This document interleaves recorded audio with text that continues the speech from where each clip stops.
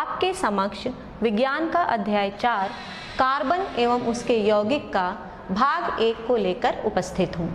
बच्चों, इस भाग 1 में हम कार्बन का सामान्य परिचय, कार्बन के भौतिक गुण, कार्बन की सहसंयोजकता, कार्बन के अपर रूप एवं कार्बन की सर्वतोमुखी प्रकृति के बारे में जानेंगे। तो आइए सबसे पहले हम शुरू करते हैं कार्बन के सामान्य परिचय से। बच्चों, पिछली कक्षाओं में आपने विभिन्न तत्वों की कई विशेषताएं तथा रासायनिक अभिक्रियाओं के बारे में जाना होगा और आपने यह भी सुना होगा कि अब तक लगभग 118 तत्व या एलिमेंट्स की खोज हो चुकी है। इन्हीं में से एक बहुत महत्वपूर्ण तत्व है कार्बन। कार्बन अपने आप में एक बहुत महत्वपूर्ण तत्व इसलिए माना जाता है क्योंकि कोई भी ऐसा जीव जंतु, पेड़ पौधा या दूसरे शब्दों में हम कहें कि कोई भी ऐसा सजीव नहीं है जिसमें कार्बन तत्व ना पाया जाता हो। यहाँ तक कि हमारे दैनिक जीवन में काम आने वाली कई वस्तुएं जैसे भोजन, कपड़े, दवा तथा पुस्तकों में भी कार्बन तत्व की उपस्थिति पाई जाती है। इसके अतिरिक्त कार्बन की उपस्थिति हमारे भूपर्पटी तथा वायुमंडल में भी देखी गई है। भूपर्पटी पे कार्बन 0.02% पाया जाता है और यह कार्बन कार्बोनेट, हाइड्रोजन कार्बोनेट, कोयला तथा पेट्रोलियम, जिससे कि हम भली भांति परिचित हैं, इन रूपों में पाया जाता है। इसके अतिरिक्त कार्बन हमारे वायुमंडल में कार्बन डाइऑक्साइड गैस के रूप में भी पाया जाता है, जिसका प्रतिशत 0.03 है। तो इस प्रकार हमने देखा कि जल, थल तथा वायु सभी स्थानों पर कार्बन किसी न किसी रूप में विद्यमान है। इसके पश्चात आइए बच्चों, अब हम पढ़ते हैं कार्बन की परमाणु संरचना के विषय में। कार्बन की परमाणु संरचना में जैसा कि आप देख सकते हैं 6 प्रोटॉन तथा 6 न्यूट्रॉन होते हैं। ये 6 प्रोटॉन और 6 न्यूट्रॉन कार्बन के नाभिक में होते हैं और इस नाभिक के बाहर कार्बन के परमाणु में 2 कोश पाए जाते हैं, K कोश तथा L कोश। K कोश में 2 इलेक्ट्रॉन होते हैं और L कोश में 4 इलेक्ट्रॉन होते हैं। इस प्रकार यदि हम सारे इलेक्ट्रॉन्स को गिने तो 2 और 4 मिलकर के 6 इलेक्ट्रॉन हो जाएंगे। इस प्रकार हमने देखा कि कार्बन के परमाणु में 6 प्रोटॉन, 6 न्यूट्रॉन तथा 6 इलेक्ट्रॉन होते हैं। बच्चों, आपने यह भी देखा होगा कि कार्बन कई प्रकार के कार्बनिक यौगिकों को बनाता है, अर्थात दूसरे शब्दों में हम कहें कि कार्बन स्वयं से या दूसरे तत्वों के परमाणुओं से बड़ी आसानी से जुड़ करके बंध बनाता है। अब ये बंध क्या होते हैं और कार्बन किस प्रकार के बंध बनाता है, आइए हम इसको शुरू करते हैं। तो सबसे पहले हम पढ़ेंगे कार्बन के बंध की प्रकृति, लेकिन उससे पहले आपको यह जानना आवश्यक है कि रासायनिक बंध क्या होते हैं। किसी अणु में विभिन्न परमाणु जिन आकर्षण बलों के द्वारा एक दूसरे से बंधे रहते हैं वे रासायनिक बंध या आबंध कहलाते हैं। इसको हम एक उदाहरण से समझते हैं। जैसे कि मैंने मान लिया कि एक अणु है CaO, ये CaO का अणु सूत्र है। इस CaO में 2 तत्वों के परमाणु उपस्थित हैं, कैल्शियम तथा ऑक्सीजन। लेकिन इन दोनों तत्वों के परमाणु को अणु के रूप में बांधे रखने के लिए इनमें कोई ना कोई आकर्षण बल तो अवश्य कार्य करता होगा। इसी आकर्षण बल को हम बंध या बॉन्ड कहते हैं। तो अब ये बंध कितने प्रकार के होते हैं? बच्चों, ये बंध 3 प्रकार के होते हैं, वैद्युत संयोजक बंध, सहसंयोजक बंध तथा उपसह संयोजक बंध। इन तीनों बंधों के बारे में आपने पिछले अध्याय में भली भांति पढ़ा है, लेकिन चूंकि इस अध्याय में आपको कार्बन तथा कार्बन के यौगिकों के बारे में विस्तार से जानना है, इसलिए सहसंयोजक बंध के पूर्व आप वैद्युत संयोजक बंध को थोड़ा सा रिवाइज अवश्य कर लें। तो सबसे पहले मैं आपको वैद्युत संयोजक बंध के बारे में बताऊंगी। वैद्युत संयोजक बंध परमाणुओं के मध्य इलेक्ट्रॉनों के स्थानांतरण से बनता है। इसे हम इलेक्ट्रोवैलेंट बॉन्ड भी कहते हैं। जैसे कि मैंने मान लिया कि दो तत्व के परमाणु हैं, इनमें से एक परमाणु इलेक्ट्रॉन देने की क्षमता रखता है तथा दूसरा परमाणु इलेक्ट्रॉन को लेने की क्षमता रखता है। जिसके पास इलेक्ट्रॉन देने की क्षमता है वह दूसरे को इलेक्ट्रॉन दे देगा और जिसके पास लेने की क्षमता है वह आसानी से उस इलेक्ट्रॉन को ग्रहण कर लेगा। जिसने इलेक्ट्रॉन दिया वह मेटल होता है और जिसने इलेक्ट्रॉन लिया वह प्रायः नॉन मेटल होता है। तो मेटल और नॉन मेटल से ये वैद्युत संयोजक बंध बनते हैं। लेकिन अब सवाल यह उठता है कि दो तत्वों के परमाणुओं के बीच में ये इलेक्ट्रॉन का आदान प्रदान क्यों होता है? इलेक्ट्रॉनों का आदान प्रदान इसलिए होता है क्योंकि सभी तत्वों के परमाणुओं की यह प्रवृत्ति होती है कि वह अपने निकटतम उत्कृष्ट गैस जैसी स्थायी इलेक्ट्रॉनिक संरचना को प्राप्त करना चाहते हैं। जैसे यदि हमने माना कि सोडियम है, सोडियम का निकटतम उत्कृष्ट गैस हो जाएगा नियॉन। तो सोडियम को अपनी संरचना अपने निकटतम उत्कृष्ट गैस नियॉन की इलेक्ट्रॉनिक की संरचना की भांति करनी होगी। इसके लिए सोडियम अपना एक इलेक्ट्रॉन आसानी से दे देगा।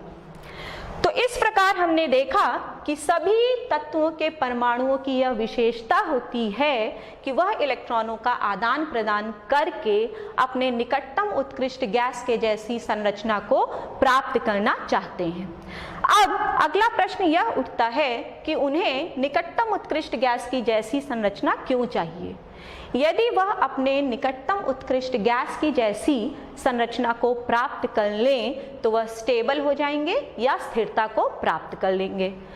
अब ये जो नोबल गैस होते हैं उसमें हीलियम को छोड़ करके सभी नोबल या उत्कृष्ट गैसों के बाह्यतम कक्ष में 8 इलेक्ट्रॉन उपस्थित होते हैं। हीलियम में सिर्फ 2 इलेक्ट्रॉनों की उपस्थिति होती है। इसे हम एक उदाहरण की सहायता से समझेंगे। जैसे कि हमने यहाँ पर एक उदाहरण ले लिया सोडियम क्लोराइड का। सोडियम क्लोराइड में 2 तत्वों के परमाणु उपस्थित हैं, सोडियम के तथा क्लोरीन के। सोडियम का निकटतम उत्कृष्ट गैस है नियॉन तथा नियॉन की इलेक्ट्रॉनिक संरचना है 2,8 और क्लोरीन का निकटतम उत्कृष्ट गैस है आर्गन और आर्गन का इलेक्ट्रॉनिक विन्यास है 2,8,8। सोडियम को अपना इलेक्ट्रॉनिक विन्यास नियॉन की तरह चाहिए, अतः सोडियम अपना एक इलेक्ट्रॉन क्लोरीन को दे देगा। तो सोडियम ने जब अपना एक इलेक्ट्रॉन क्लोरीन को दिया तो उसने अपने निकटतम उत्कृष्ट गैस की जैसी संरचना को प्राप्त कर लिया। इसी प्रकार क्लोरीन का इलेक्ट्रॉनिक विन्यास है 287 और क्लोरीन को अपना इलेक्ट्रॉनिक विन्यास आर्गन की तरह करना है। यदि वह सोडियम से एक इलेक्ट्रॉन को ले तो उसका इलेक्ट्रॉनिक विन्यास हो जाएगा 288 और वह आर्गन की तरह का हो जाएगा। इसलिए सोडियम ने अपना एक इलेक्ट्रॉन दे दिया क्लोरीन को। एक इलेक्ट्रॉन देने के कारण सोडियम पर आया धनावेश और एक इलेक्ट्रॉन लेने के कारण क्लोरीन पर आया ऋणावेश। इस प्रकार इन दोनों के बीच में जो आकर्षण बल उत्पन्न हुआ उसे हम कहेंगे वैद्युत संयोजक बंध और इस यौगिक को हम कहेंगे वैद्युत संयोजक यौगिक और इसका अणु सूत्र हो जाएगा NaCl।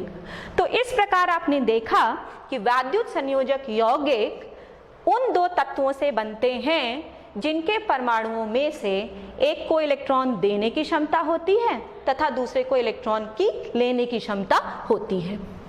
अब इसके पश्चात हम पढ़ेंगे कि ये जो वैद्युत संयोजक यौगिक होते हैं उनका गलनांक एवं क्वथनांक उच्च क्यों होता है। बच्चों, आपने देखा कि वैद्युत संयोजक यौगिक धन आवेश तथा ऋण आवेश से बने होते हैं। धन आवेश के चारों तरफ ऋण आवेश होते हैं और ऋण आवेश के चारों तरफ धन आवेश होते हैं और धन तथा ऋण आवेशों के बीच में बहुत ही प्रबल आकर्षण बल उत्पन्न होता है। इस आकर्षण बल को खत्म करने के लिए या इस आकर्षण बल को तोड़ने के लिए हमें हीट या ऊर्जा देनी पड़ेगी। यह ऊर्जा बहुत अधिक होती है और यही कारण है कि वैद्युत संयोजक यौगिकों का गलनांक एवं क्वथनांक बहुत ही उच्च होता है।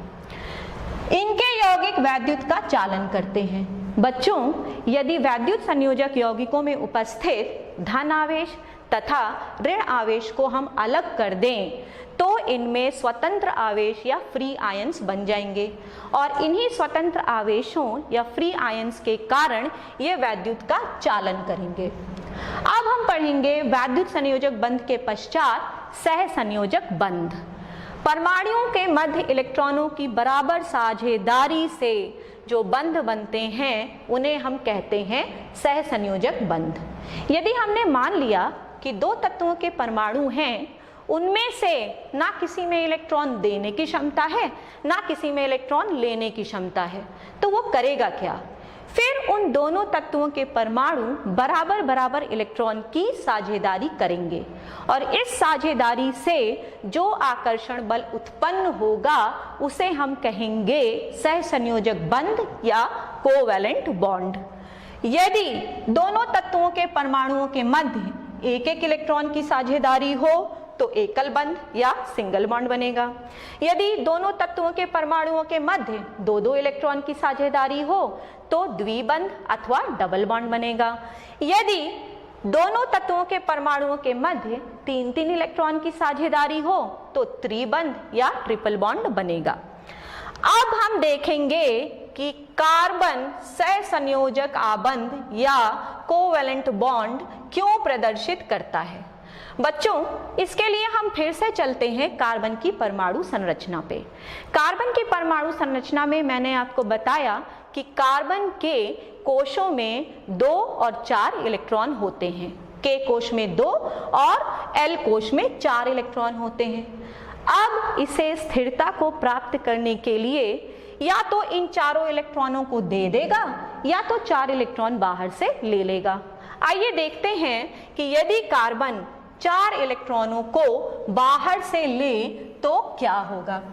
यदि कार्बन बाहर से 4 इलेक्ट्रॉनों को ले तो उसमें जो 6 प्रोटॉन थे वो तो 6 प्रोटॉन रह जाएंगे, लेकिन जो 6 इलेक्ट्रॉन पहले से थे उसमें 4 इलेक्ट्रॉन और जुड़ जाएंगे और वह टोटल इलेक्ट्रॉन हो जाएगा 10 इलेक्ट्रॉन। 6 प्रोटॉनों को 10 इलेक्ट्रॉनों को एक साथ बांधे रखना बहुत मुश्किल होता है। यही कारण है कि कार्बन 4 इलेक्ट्रॉन को नहीं एक्सेप्ट कर सकता या 4 इलेक्ट्रॉनों को लेना उसके लिए कठिन कार्य है। अब क्या हो यदि कार्बन अपना 4 इलेक्ट्रॉन दे दे।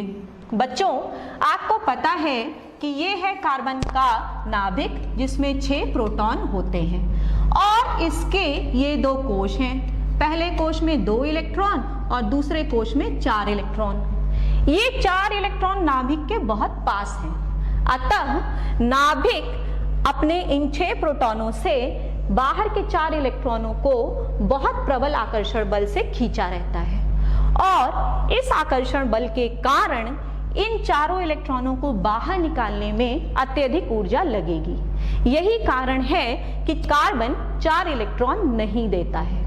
अब प्रश्न यह उठता है कि यदि कार्बन 4 इलेक्ट्रॉन दे नहीं सकता, 4 इलेक्ट्रॉन ले नहीं सकता, तो फिर वो करेगा क्या। जब कार्बन न दे सकता है न ले सकता है तो उसके पास एक ही रास्ता बचेगा और वह है कि वह अपने इलेक्ट्रॉनों का साझा करेगा और इन इलेक्ट्रॉनों का साझा करने से जो आकर्षण बल उत्पन्न होगा उसे हम कहेंगे सहसंयोजक बंध या कोवैलेंट बॉन्ड। इसी सहसंयोजक बंध के कारण कार्बन के यौगिकों का गलनांक एवं क्वथनांक कम होता है।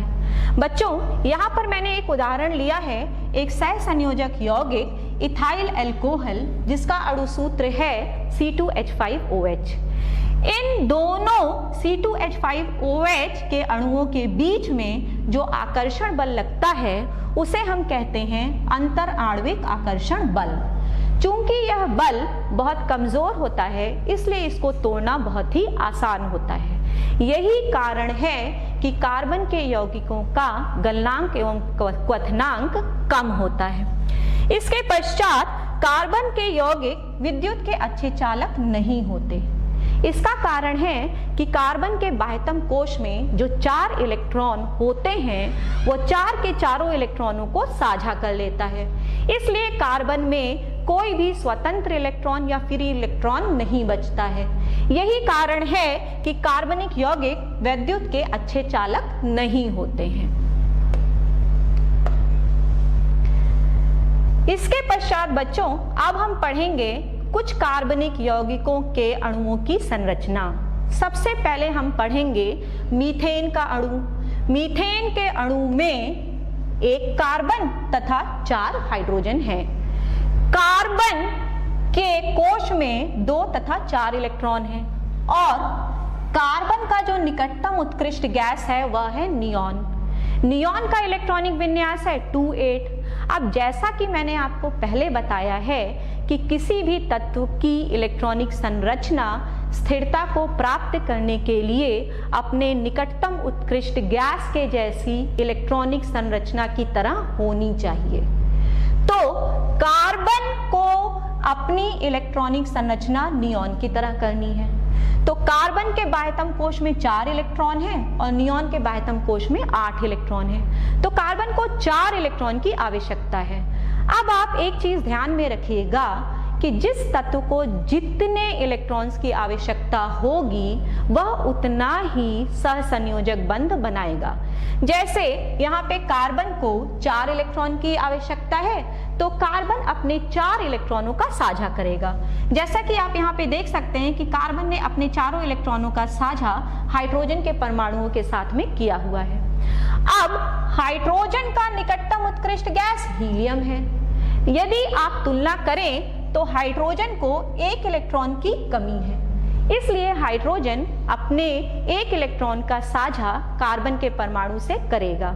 तो इस प्रकार इस अणु में उपस्थित कार्बन ने 4 एकल बंध बनाए और हाइड्रोजन ने 1-1 एकल बंध बनाए। इसी CH4 या मीथेन को मार्श गैस भी कहा जाता है। यह ईंधन CNG तथा बायोगैस का प्रमुख अवयव होता है। इसके बाद हम अगले अणु की संरचना को पढ़ेंगे और वह है हाइड्रोजन। बच्चों, हाइड्रोजन का इलेक्ट्रॉनिक विन्यास 1 होता है और उसका निकटतम उत्कृष्ट गैस हीलियम है जिसका इलेक्ट्रॉनिक विन्यास 2 होता है। तो हाइड्रोजन को कितने इलेक्ट्रॉन की कमी हुई? 1 इलेक्ट्रॉन की। अतः इस अणु में उपस्थित दोनों हाइड्रोजन के परमाणु अपने 1-1 इलेक्ट्रॉन का साझा करेंगे और 1 एकल बंध बनाएंगे। इसके पश्चात आइए देखते हैं कि ऑक्सीजन के अणु का निर्माण कैसे होता है। ऑक्सीजन की जो इलेक्ट्रॉनिक संरचना होती है वह होती है 2,6 और इसका निकटतम उत्कृष्ट गैस नियॉन है जिसकी इलेक्ट्रॉनिक संरचना होती है 2,8। तो अब आप तुलना कीजिए कि इस ऑक्सीजन को कितने इलेक्ट्रॉन की कमी है नियॉन की तरह की इलेक्ट्रॉनिक संरचना को प्राप्त करने के लिए। तो इस ऑक्सीजन को 2 इलेक्ट्रॉन की कमी है और मैंने आपको बताया है जिसको जितने इलेक्ट्रॉन की कमी होगी वह उतने ही इलेक्ट्रॉनों का साझा करेगा।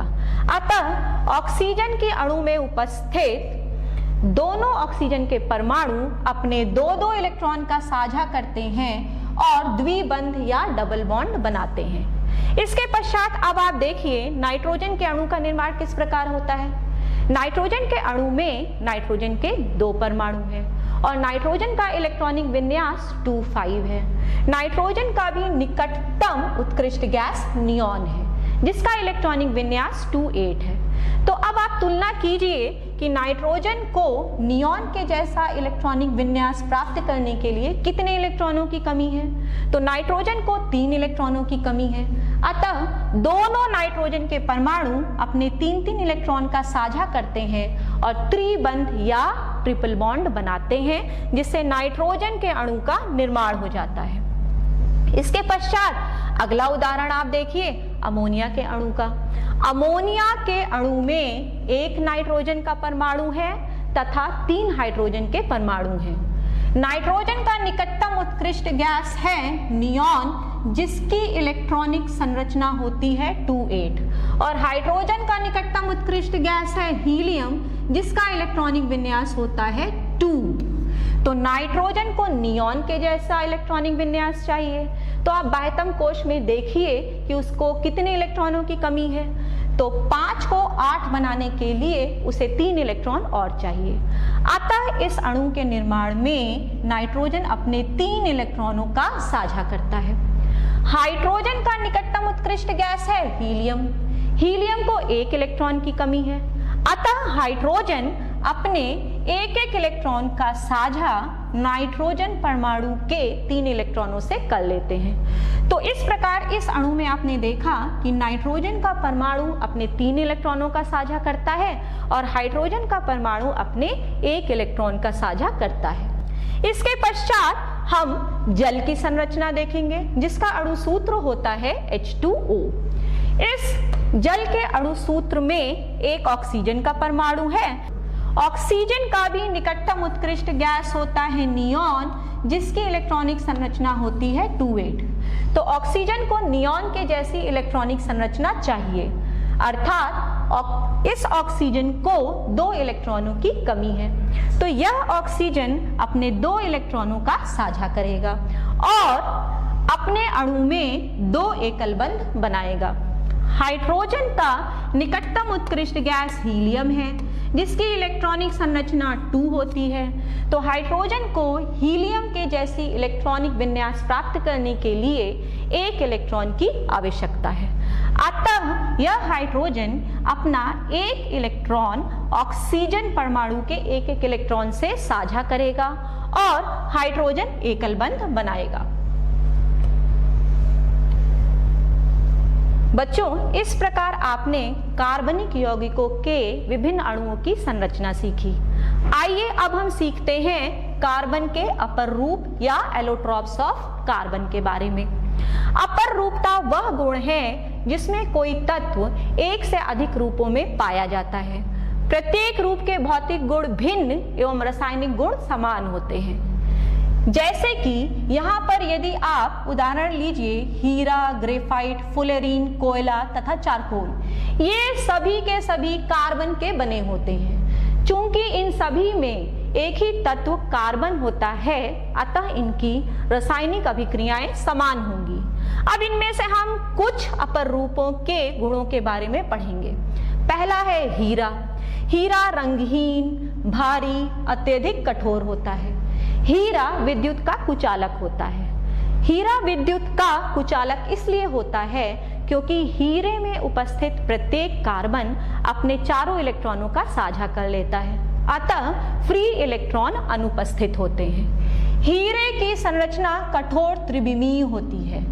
हीरा अत्यधिक चमकदार होने के कारण आभूषणों के लिए प्रयुक्त किया जाता है। इसके पश्चात अब हम पढ़ेंगे ग्रेफाइट के बारे में। यह भूरा, काला, हल्का, मुलायम तथा चिकना होता है। ग्रेफाइट विद्युत का अच्छा चालक होता है क्योंकि ग्रेफाइट में उपस्थित प्रत्येक कार्बन अपने 3 इलेक्ट्रॉनों का साझा करता है और 1 इलेक्ट्रॉन फ्री होता है। इसी फ्री इलेक्ट्रॉन के कारण ग्रेफाइट विद्युत का अच्छा चालक होता है। ग्रेफाइट की संरचना परतीय होती है तथा षटकोण के रूप में होती है। इसके चूर्ण का प्रयोग मशीनों के पुर्जों में स्नेहक या लुब्रिकेंट के रूप में किया जाता है क्योंकि यह घर्षण को कम करता है। इसके पश्चात अगला अपर रूप आप देखिए कार्बन का, वह है फुलेरीन। फुलेरीन का अणु सूत्र Cn होता है। यहाँ पर N कार्बन के परमाणुओं की संख्या को प्रदर्शित करता है। N का मान 60 या 70 हो सकता है और यदि N का मान 60 होता है तो इसकी संरचना फुटबॉल के जैसी हो जाती है। इसके पश्चात आइए बच्चों, अब हम पढ़ेंगे कार्बन की सर्वतोमुखी प्रकृति के बारे में। कार्बन की सर्वतोमुखी प्रकृति। बच्चों, कार्बन अनगिनत संख्या में कार्बनिक यौगिकों का निर्माण करता है और इसके 2 प्रमुख कारण हैं। पहला है श्रृंखलन और दूसरा है कार्बन की चतुसंयोजकता। श्रृंखलन से तात्पर्य है कि कार्बन अपने ही जैसे दूसरे कार्बन के परमाणुओं के साथ बड़ी ही आसानी से सहसंयोजक बंध बनाता है और कई प्रकार की श्रृंखलाओं का निर्माण करता है। जैसे यदि मैं आपसे कहूं कि आपके पास 5 कार्बन है तो आप उससे कितने प्रकार की श्रृंखलाओं को बना सकते हैं। आइए इसे हम इस उदाहरण से समझते हैं। यहाँ पर मैं आपको सिखाऊंगी कि 5 कार्बन से आप कितने प्रकार की श्रृंखलाओं को बना सकते हैं। जैसे आप पहली चेन को देखिए, इसमें जो 5 कार्बन हैं उन्होंने सीधी श्रृंखला का निर्माण किया है, और दूसरी उदाहरण को देखिए, इसमें शाखाओं वाली श्रृंखला का निर्माण हुआ है। इसमें कार्बन ने रिंग या वलय जैसी श्रृंखला बनाई है तथा इसमें कार्बन की चेन में एक स्थान पर द्विबंध उपस्थित है। इस वाले उदाहरण में कार्बन की चेन में एक स्थान पर त्रिबंध की उपस्थिति है।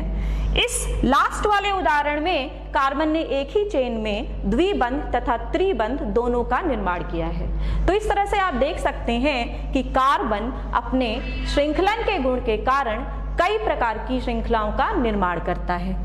इसके पश्चात जो दूसरा गुण है वह है कार्बन की चतु संयोजकता। बच्चों, कार्बन अपने बाह्य कोश में उपस्थित चारों इलेक्ट्रॉनों का साझा बड़ी ही आसानी से कर लेता है।